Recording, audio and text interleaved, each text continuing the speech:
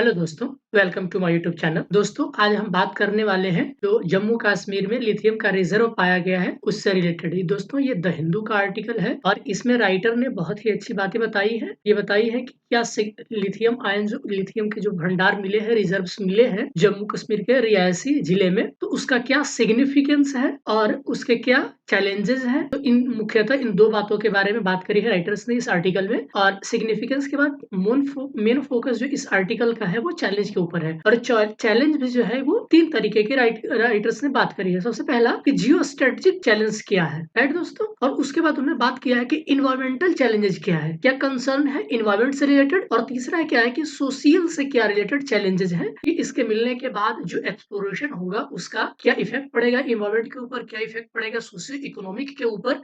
Writer ने मुख्यतः इन चार चीजों के बारे में बताया है। तो आइए हम एक एक करके बारे में पढ़ते हैं कि क्या उसका सिग्निफिकेंस है और उसके क्या कंसर्न्स है। कंसर्न्स में आ जाएंगे आपके geo strategic concerns, environmental concerns और सोशियो इकोनॉमिक कंसर्न्स, राइट दोस्तों। तो चलिए आइए हम एक एक करके चीजों को देखते हैं। तो आपको पता होगा कि आर्कियोलॉजिकल सर्वे ऑफ इंडिया जो कि भारत में मिनरल्स के लिए या फिर जो कोई भी पुरानी चीजें हैं उनके खोज करने की एक संस्था होती है, उन्होंने जम्मू कश्मीर के रियासी जिले में एक नए लिथियम का भंडार की खोज की है। और वो कितना है दोस्तों, तो लगभग 5.9 मिलियन टन के आसपास है। इनफर्ड रिसोर्सेज, दोस्तों इनफर्ड रिसोर्सेज क्या होती है, तो ऐसे रिसोर्सेज जिनकी जो अभी शुरुआती परीक्षणों के आधार पर जो आपको रिजर्व मिले हैं उनको कहते हैं इनफर्ड रिसोर्सेज। अभी एएसआई ने कहा है कि हम आने वाले 10 से 15 दिनों के अंदर गवर्नमेंट को एक डिटेल्ड आपको सूचना देंगे, इन्फॉर्मेशन देंगे इसके रिलेटिव में कि कैसा है, कितना भंडार है, कैसे एक्सप्लोरेशन किया जाएगा। तो अभी ये इनफर्ड रिसोर्सेज है, राइट दोस्तों। तो ये बात है और ये अभी क्या है, तो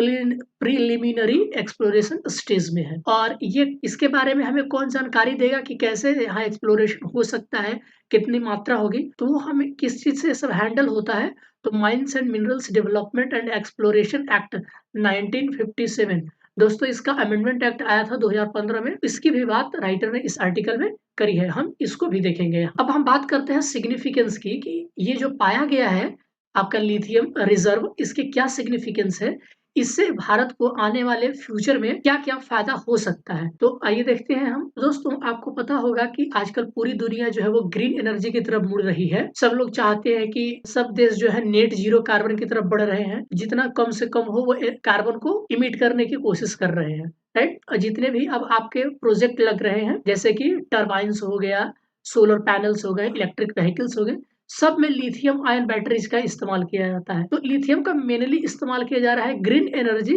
रिसोर्स में। जो आपका एनर्जी प्रोड्यूस किया जाएगा उस पर इस्तेमाल होने वाले बैटरियों में लिथियम आयन बैटरी का है मुख्यतः इस्तेमाल किया जाता है, ठीक है दोस्तों।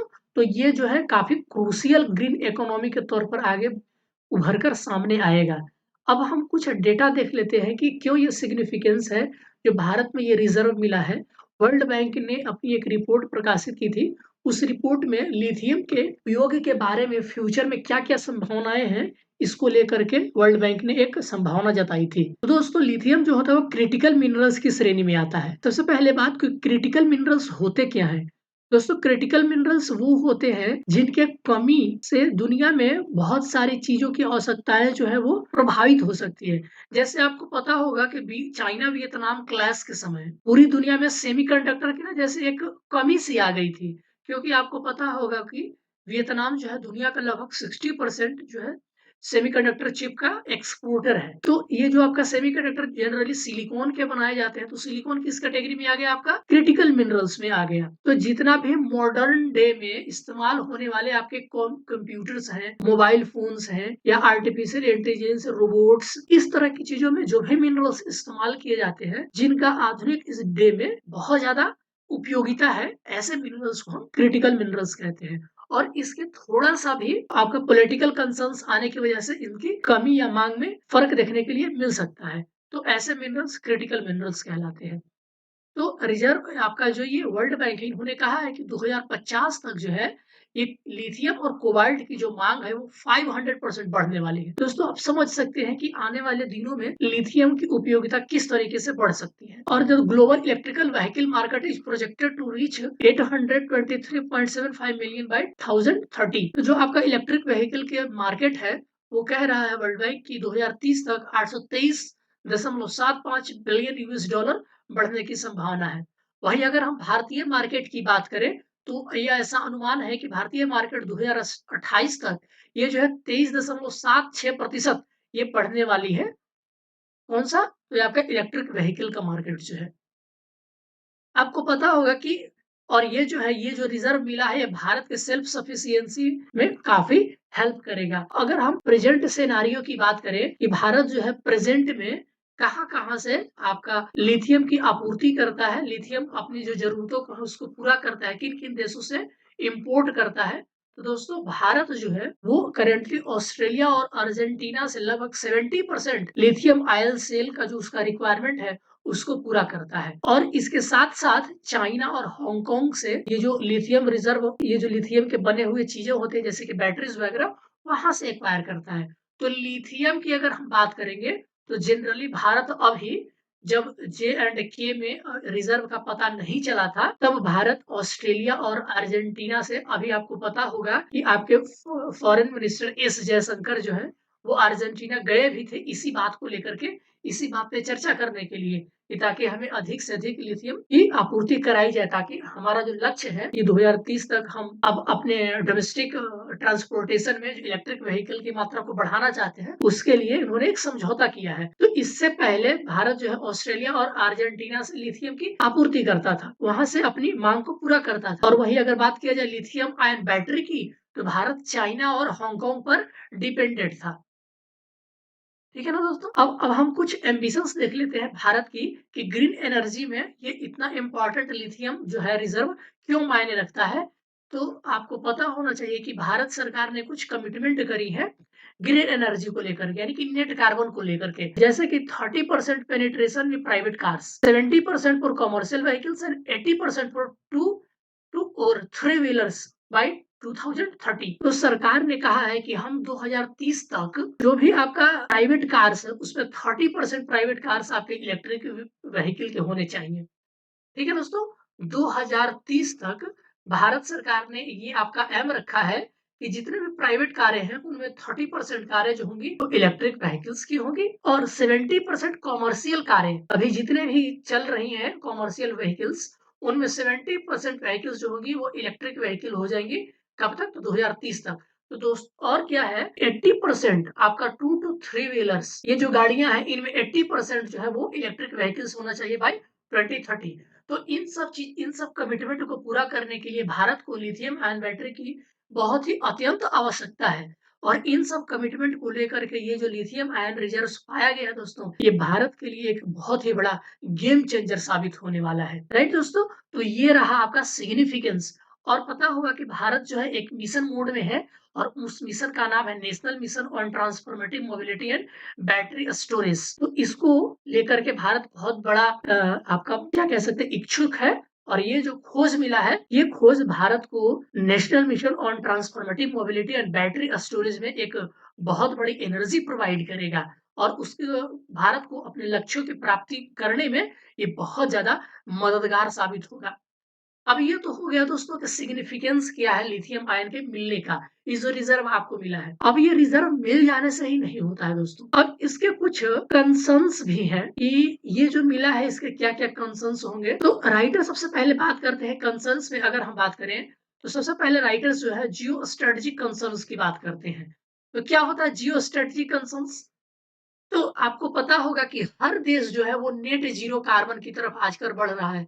आए दिन कोई न कोई देश ये कमिटमेंट करता है कि हम 2060, 2050, 2070 तक, तो भारत 2070 तक नेट जीरो कार्बन को लक्ष्य लेकर के चलता है अपना। तो हर देश जो है ये नेट जीरो कार्बन को लेकर के अपने आशान्वित है कि हम इतने डेट तक अपने देश को नेट जीरो कार्बन की ओर ले जाएंगे। और आपको पता होगा कि अभी दुनिया में कुछ ही देश हैं जो कि ग्रीन एनर्जी में बहुत आगे हैं, खास करके लिथियम आयन बैटरीज में, और ये जो है ये क्रिटिकल मिनरल्स की श्रेणी में आते हैं। तो अब आजकल के जियोपॉलिटिकल सिनेरियो ऐसा हो गया है कि कोई भी देश अगर किसी मामले में फंस, अगर वहां की सरकारें या पॉलिटिकल कहिए या जियो स्ट्रेटेजी कहिए कोई ऐसी चीज आ जाती है, तो जो सप्लाई चेन है वो प्रभावित हो जाता है। और सप्लाई चेन के प्रभावित होने से जो मांग होती है क्रिटिकल मिनरल्स की, वो भी प्रभावित होती है।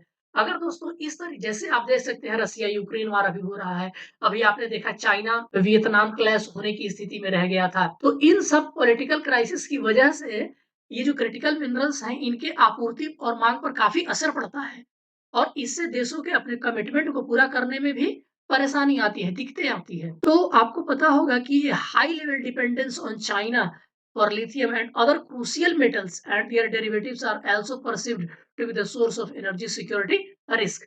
तो इससे क्या होता है देशों को एक एनर्जी सिक्योरिटी फील होने लगती है कि काश अगर हम किसी देश के ऊपर डिपेंडेंट न रहे ज्यादातर तो हमें अपने जो लक्ष्य है नेट जीरो कार्बन का उसको पूरा करने में हमें आसानी होगी। अभी आपको पता होगा कि चाइना जो है वो 77% ग्लोबल लिथियम आयन बैटरी का मैन्युफैक्चर करता है। आपको पता होगा कि दुनिया के अगर 10 कंपनियों की मैन्युफैक्चरिंग अगर बात किया जाए कि जो अब लिथियम आयन बैटरी मैन्युफैक्चरिंग करती है तो दुनिया के 10 कंपनियों में 6 कंपनी चाइनीज होंगी। और आपको पता होगा कि पूरी दुनिया के देश चाइना से ऐसे भी आजकल बड़े नाखुश हैं और वो है कोरोना को लेकर के, ठीक है ना? और चाइना अब अगर आप उनसे मना भी नहीं कर सकते, ऐसा नहीं है कि आप नहीं भी ले सकते हैं क्योंकि पूरा एकदम सेंट्रिक है।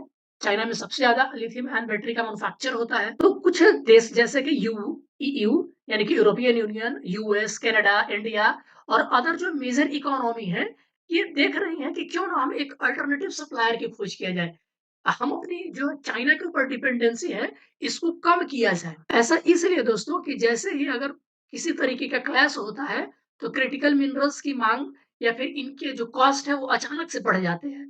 और जब किसी चीज़ की कॉस्ट अचानक से बढ़ जाती है, तो देशों को अपना जो कमिटमेंट होता है नेट ज़ीरो की ओर, वो मुश्किल लगने लगता है। तो सारे देश मिल कर के एक अल्टरनेटिव सप्लाई की ओर ध्यान देना चाह रहे हैं। और ये जो चाइना का जियोपॉलिटिकल डोमिनेंस है इस एरिया में, इसको वो कम करना चाहते हैं। जैसे कि राइटर एक एग्जांपल देते हैं, responding to perceived national security concern, the Canadian government has asked Chinese companies to divest from Canadian lithium mining companies. तो कनाडा में जितने आपको पता होगा कि कनाडा भी एक लिथियम मेटल्स का बहुत एक रिजर्व वहां भी पाया जाता है। तो कनाडा ने साफ साफ ये कह दिया है चाइनीज कंपनियों को, वैसे चाइनीज कंपनी जो चाइना के माइनिंग्स में अपना इन्वेस्ट किए हैं, तो उन्होंने कहा है कि अब जो भी चाइनीज कंपनी हमारे यहाँ माइनिंग कर रहे हैं वो यहाँ से डाइवेस्ट कर ले, यानी कि जिन्होंने अपना इन्वेस्ट किया है वो यहाँ से हटा ले, क्योंकि कनाडा नहीं चाहता कि चाइना की इसमें और भी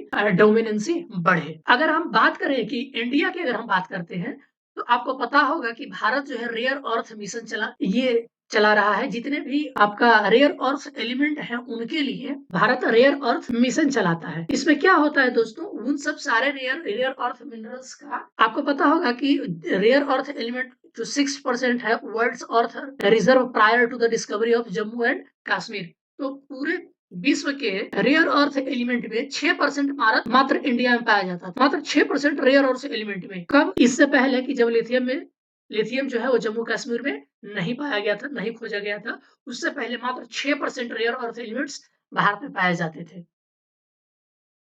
ठीक है दोस्तों? चलिए, अब राइटर जो है यहाँ पर एक बहुत बड़े सोशियो कंसर्न्स की भी बात करते हैं। वो कहते हैं कि जो आपको पता होगा कि ये जो रियासी डिस्ट्रिक्ट है जहाँ पर ये लिथियम रिजर्व मिला है, ये आपका जम्मू में पड़ता है दोस्तों। और राइटर ये बात करते हैं कि अगर यहाँ पर माइनिंग शुरू होती है और क्या हो जब यहाँ के लोकल कम्युनिटी को इसमें हिस्सेदारी न मिलती है, तो आपको पता होगा कि ऐसे ही यहाँ पर जम्मू एंड कश्मीर में क्रॉस बॉर्डर जो है या टेररिज्म क्रॉस बॉर्डर टेंशन की हमेशा संभावना बनी रहती है। और ऐसे में यहाँ का लोकल कम्युनिटी को अगर इसमें पूरी तरीके से हिस्सेदारी नहीं मिलती है तो एक अलग तरीके का आपका क्यूस पैदा हो सकता है। तो यहाँ पर राइटर सावधान होने की बात करते हैं कि गवर्नमेंट जो भी हो अगर लिथियम एक्सट्रैक्शन प्रोजेक्ट जो कोई भी लाती है तो यहाँ के लोगों को समुचित भागीदारी होना चाहिए, ताकि कोई जो है आपके पड़ोसी या कोई दूसरा देश यहाँ के सोशल या डेमोग्राफिक डिविडेंड को लेकर के अपना कोई कंसर्न या फिर अपनी जो है एजेंडा यहाँ पर लागू न कर सके। ठीक है ना दोस्तों? सोशियो इन्वायरमेंटल कॉन्फ्लिक्ट पैदा ना हो सके, ये राइटर इस अपने लेख के माध्यम से आगाह करने की कोशिश करते हैं। अब हम आते हैं यहाँ पर इन्वायरमेंटल इफेक्ट के बारे में कि क्या-क्या इन्वायरमेंटल इफेक्ट हो सकते हैं लिथियम आयन एक्सट्रैक्शंस के। तो आपको पता होगा दोस्तों कि जम्मू कश्मीर में पीट माइनिंग इससे पहले भी हुआ था। तो एक रिसर्च के मुताबिक ऐसा कहा गया कि अगर 15 टन आपको अगर 1 टन लिथियम एक्सट्रैक्ट करना हो, तो करीबन 170 क्यूबिक मीटर वाटर और लगभग 15 टन CO2 आपको ये आपको वहाँ से इमिट होंगे। मतलब कि अगर 1 टन लिथियम आपको एक्सट्रैक्ट करना हो तो 170 क्यूबिक पानी की ज़रूरत पड़ेगी और 15 टन आपका CO2 इमिट होगा। तो ये बहुत ही बड़ा एनवायरमेंटल कंसर्न है दोस्तों। तो इससे क्या हो सकता है कि एनवायरमेंटल डिग्रेड हो सकता है, इंक्लूडिंग कि contamination of water, ground water, diminishing biodiversity और एयर पॉल्यूशन भी हो सकता है। तो अब इसको लेकर के अब राइटर जो है, ये तो हो गया आपका पॉल्यूशन को रिलेटेड। इसके अलावा दूसरे इन्वायरमेंटल फैक्टर्स भी हैं जो माइनिंग को अफेक्ट कर सकते हैं। कौन-कौन से हैं? तो राइटर कहते हैं कि ऑस्ट्रेलिया में माइनिंग करना भारत के मुकाबले बहुत ही आसान है। क्यों आसान है दोस्तों? क्योंकि जो ऑस्ट्रेलिया में है, आपको पता होना चाहिए कि ऑस्ट्रेलिया में सबसे ज़्यादा जो है lithium rock in hard rocks में पाए जाते हैं। लिथियम का जो स्टॉक है वो चट्टानों में सबसे ज़्यादा ऑस्ट्रेलिया में पाया जाता है। और ये जो चट्टान है दोस्तों, ये चट्टान आपको आपको मिलेंगे कब? तो ancient geological regions of Pilbara और इल्गान्स कार्टन्स में मिलेंगे। Which continental rocks have been stable for over a millions of year. ठीक है? तो ऑस्ट्रेलिया में जो ये चट्टान पाए जाते हैं पिलबारा और इल्गान्स के, ये जो चट्टान है मिलियंस ऑफ ये बिलियंस ऑफ ईयर जो है, मिलियन और बिलियंस ऑफ ईयर बहुत पहले बने हैं। वहीं अगर हम बात करें जम्मू कश्मीर जो है कि शिवालिक माउंटेन से थोड़ा हिमालयन से थोड़ा नीचे पड़ता है, तो आपको पता होगा कि हिमालयन जो है अभी यंग माउंटेन्स की श्रेणी में आता है और यहाँ के जो रॉक्स हैं वो भी मैन्युफैक्चरिंग श्रेणी में है, मतलब कि वो भी बन रहे हैं। तो ये अब हो सकता है कि यहाँ की जो रॉक है वो पूरी तरीके से स्टेबल ना हो पाए हों, हो सकता है। तो राइटर जो है इसको लेकर के भी एक कंसर्न जताते हैं कि जैसे ही अगर आप यहाँ पर एक्सट्रैक्शन करेंगे, एक्सप्लोरेशन करेंगे, तो हो सकता है कि लैंड सब्सिडेंस देखने के लिए मिले। और राइटर एक उदाहरण भी देते हैं कि लैंड सिंकिंग का ऐसा एग्जाम्पल हाल ही में चिनाब वैली में देखने के लिए मिल चुका है। और ये गाँव था डोडा डिस्ट्रिक्ट में, चिनाब वैली में। वहाँ पर एक हाल ही में आपका लैंड सिंकिंग की घटना देखने को लिए मिली है। और सबसे बड़ा एग्जाम्पल आपका दोस्तों जोशीमठ है, जो हाल ही में एक बहुत ही दुनिया भर के जो जियो साइंटिस्ट हैं उनको एक चिंता की श्रेणी में डाल दिया है कि क्या वजह है कि हिमालय में इतना ज़्यादा लैंड सब्सिडेंस या लैंड सिंकिंग की घटनाएँ बढ़ रही है। तो ऐसा हो सकता है कि जब आप लिथियम एक्सप्लोरेशन करें, तो ये चीज़ें यहाँ भी आपको घट सकती है। तो राइटर इसको लेकर के भी चिंता व्यक्त करते हैं, एक एनवायरमेंटल कंसर्न्स को जताते हैं और कहते हैं कि ऑस्ट्रेलिया में जो है ये इस तरह की चीज़ें नहीं हैं। वहाँ ये बिल्कुल भिन्न है क्योंकि वहाँ पर जो चट्टानों में लिथियम पाया जाता है वो चट्टानें काफ़ी पहले बनी हुई हैं और बिल्कुल वो स्टेबल है। अब हम बात करते हैं कि साउथ अमेरिका, आपको पता होगा लिथियम ट्रायंगल जो है वो साउथ अमेरिका में ही पाए जाते हैं। ये अर्जेंटीना, चिली और बोलिविया देश जो दुनिया में लगभग आधे से ज़्यादा लिथियम का उत्पादन करते हैं, जिनको हम लिथियम ट्रायंगल के नाम से जानते हैं। तो ये देश लिथियम एक्सट्रैक्शन को कैसे कंट्रोल करते हैं? तो राइटर कहते हैं कि भारत जब भी एक्सट्रैक्शन शुरू करे, तो भारत इन सब देशों से ये सीख ले सकता है। अब आइए थोड़ा-सा हम देख लेते हैं कि राइटर इनके बारे में क्या-क्या बात करते हैं। तो वो एग्ज़ाम्पल लेते हैं बोलिविया, चिली और अर्जेंटीना की जो कि लिथियम ट्रायंगल के बारे में, लिथियम ट्रायंगल के नाम से दुनिया भर में मशहूर है। तो अप्रैल 2022 में मैक्सिकन लॉ मेकर ने एक लॉ बनाया और लॉ बनाया कि जितने भी प्राइवेट प्लेयर हैं, वो जनरली ये जो क्रिटिकल मिनरल्स हैं या लिथियम कोबाल्ट की जो खानें हैं, उसमें इन्वेस्ट नहीं करेंगे। अगर करते भी हैं, तो उनको एक पार्टिकुलर सोशियो एनवायरमेंटल क्राइटेरिया को ध्यान में रखना होगा। लेकिन क्या हुआ दोस्तों कि जो भी कंपनियाँ इसमें हिस्सेदारी लगाई थी, वो इसको पूरा करने में असफल हो गईं। यानी कि सोशियो एनवायरमेंटल तो आप समझ गए कि आपको पॉल्यूशन नहीं करना है या कई तरीके की चीज़ें हैं जो आप एनवायरमेंटल इफ़ेक्ट कर सकती हैं, उनको नहीं करना है। अब सोशियो कंसर्न्स क्या था, इसको भी देख ले सकते हैं। राइटर ने इस लेख में सबसे जो बड़ा मुद्दा उठाया है, ये इसी को उठाया है, एनवायरमेंटल और सोशियो कंसर्न्स के बारे में। तो क्या होता है दोस्तों कि जब भी आप मिनरल्स की माइनिंग करते हैं, तो वहाँ रहने वाले लोकल कम्युनिटीज़ होते हैं, इंडिजिनस लोग होते हैं, तो क्या होता है कि वहाँ से उनको कई बार उनको डिस्प्लेस करना पड़ता है और ऐसा हो सकता है कि पहले से वो रह रहे हों, वहाँ उनका इकोनॉमिक एक्टिविटी चल रही हो, लेकिन जैसे ही माइनिंग होती है वहाँ से उनको डिस्प्लेस किया जाता है। लेकिन उनके इसके एवज में उनको कोई भी कंपनसेट नहीं किया जाता। कंपनसेटरी आपका जो मुआवजा है वो नहीं मिलता है। मैक्सिकन लॉ मेकर्स ने कहा कि जब भी कोई माइनिंग होगी तो सोशियो एनवायरमेंटल कंसर्न्स को भी ध्यान में रखा जाएगा।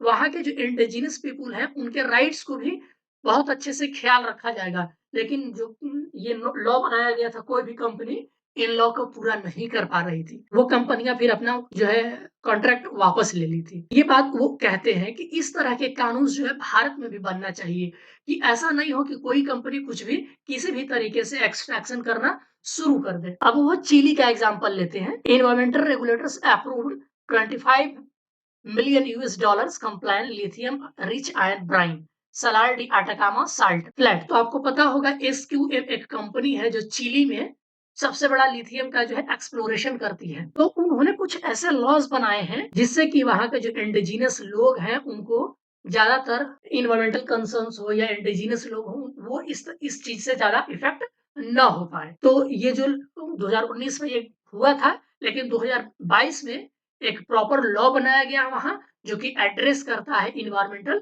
इन्फेक्शंस को, इंडिजिनस पीपुल को इन्फॉर्म वहां एड्रेस करता है। तो राइटर कहते हैं कि जिस तरीके से इन देशों ने अपने यहाँ प्रॉपर लॉ बनाया है, भारत में भी एक लॉ होना चाहिए जो इन चीजों को एड्रेस करे। और साथ ही साथ राइटर ये भी कहते हैं कि दुनिया भर में जो लिथियम का आयन बैटरी से चलने वाली कार बनाने वाली कंपनियां हैं, जैसे मर्सिडीज बेंज हो गए, वोक्सवैगन हो गई, ये भी अब ऐसे कंपनियों को, ऐसे जो एक्सप्लोर करने वाली कंपनियों से अपना कॉन्ट्रैक्ट कर रही है जो कि lowest socio ecological impact provide करे। मतलब कि ज्यादा इन्वायरमेंटल को भी हानि ना हो और ज्यादा लोग भी इससे प्रभावित ना हो। तो जो ये दोनों कंपनियां हैं, इस तरह की जो भी बड़े-बड़े कार मैन्युफैक्चरिंग कंपनियां हैं, जो इलेक्ट्रिक व्हीकल का निर्माण करती है, वो इन सब चीजों पर ध्यान दे रही है। ठीक है ना दोस्तों? ये बात है, राइटर इस चीज को बहुत अच्छे से उठाते हैं। आप यहाँ पर सेक्शन में पढ़ सकते हैं। अब चलिए भारत में कहते हैं राइटर कि भारत में अभी तक क्या क्राइटेरिया है कि माइंस एंड मिनरल्स एक्सप्लोरेशन के उससे रिलेटेड क्या-क्या लॉज हैं। तो भारत में जो अभी तो पता चला है जम्मू एंड कश्मीर में, तो इससे क्या होगा, अब 2 संभावनाएँ हैं कि अगर जब एक्सप्लोरेशन होगा तो लोगों को जॉब प्रोवाइड किया जाएगा।